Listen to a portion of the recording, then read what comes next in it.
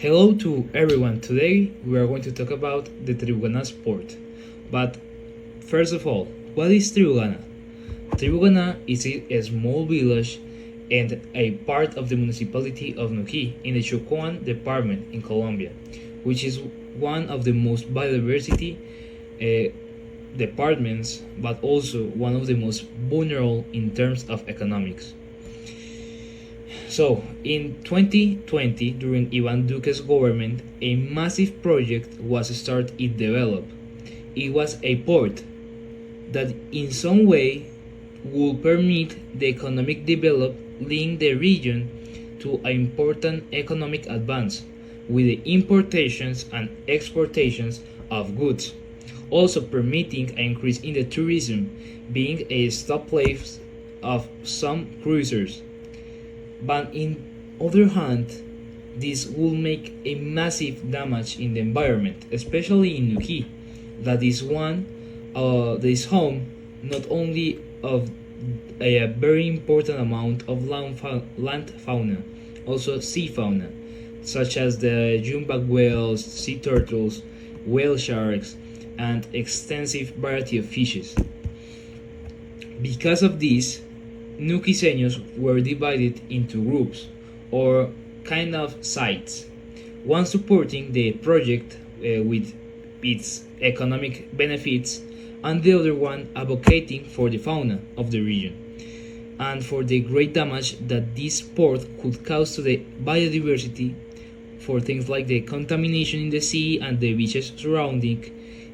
Also, it could complicate a natural process such as the birth of the turtles, the sale of the jumbo whales to give birth to their offspring, also affecting the lifestyle of the ethnic communities of the surroundings that because they are mainly focused in fishing.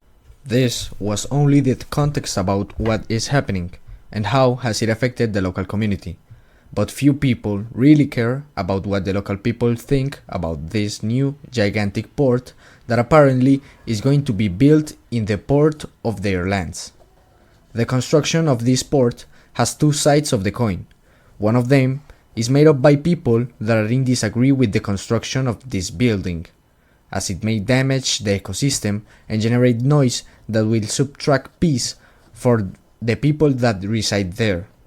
It's well known that El Chocó is a department in development, and that the perfect excuse to do this lucrative building is that el departamento necesita desarrollo. But, in words of the people that reside there, it's not the best way to do it. They try to justify the apparent necessity of the people and make it seem like the answer to all their problems is the construction of Tribuga Port. The port will improve quality of life. The proposed link between the port and improving conditions is insane. Historical examples like Buenaventura show the opposite.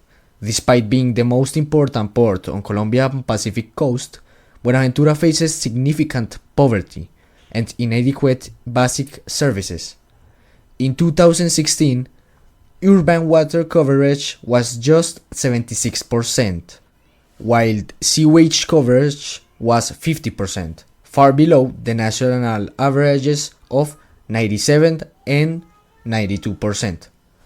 Although Buenaventura handles 71% of the Pacific cargo, it struggles with high unemployment, 18% versus the national average of 8%, and a multidimensional poverty rate of 66%, compared to 33% nationally.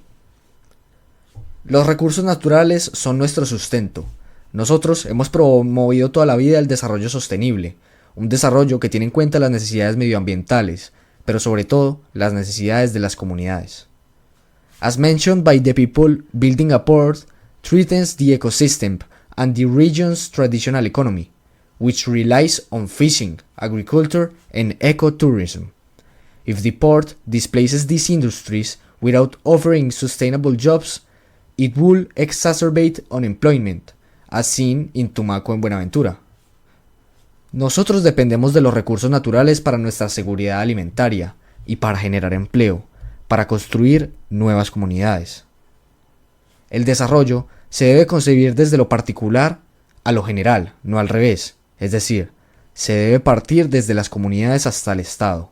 These are some of the reasons given by people to conserve their lifestyle and prevent the destiny that the big organizations are trying to force into their lives. Finally, to end this podcast, I would like to ask our listeners, do you think the Puerto will make these people have a better life, even if they are comfortable with the one they have? And is this the solution for the problematic? Simply taking away the tradition that Riboga has only for lucrating the government? So, thank you for listening to our podcast, and I hope you learned something new, and have a great day.